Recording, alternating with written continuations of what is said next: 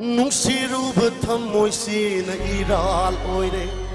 warakchaba ngamdra thamoisigi marali Nungsiruba thamoisina iral oire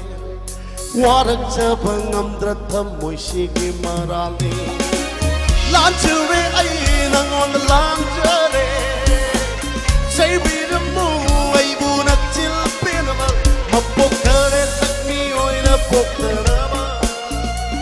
Si haiba si matang yabiu Nangi ay para batak khandari be ay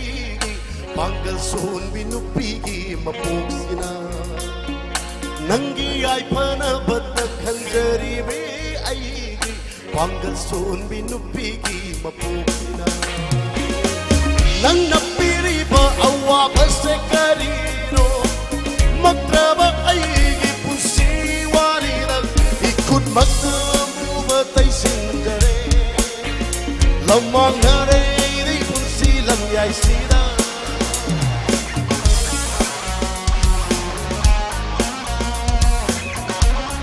Blue band namadi Ngasagin sound light IAS kita punta hawla kumakamit namadi Thank you so much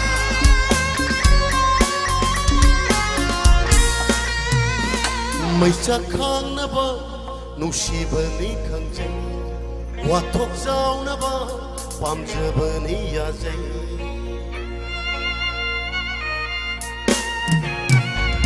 Maisak na ba nusibani khangjai wathok jauna ba pamjabani yajai Nangse na pangloi da bing nusibiri nangna singli pa lai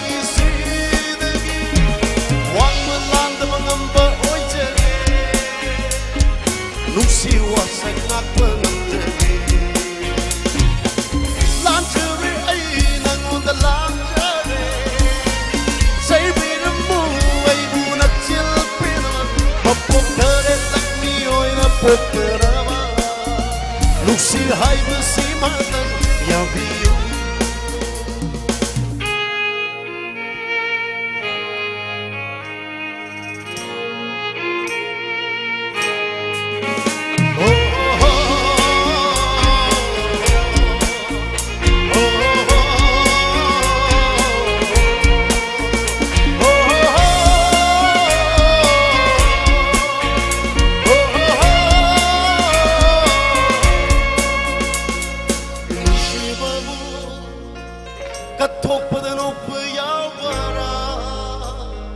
Apambabu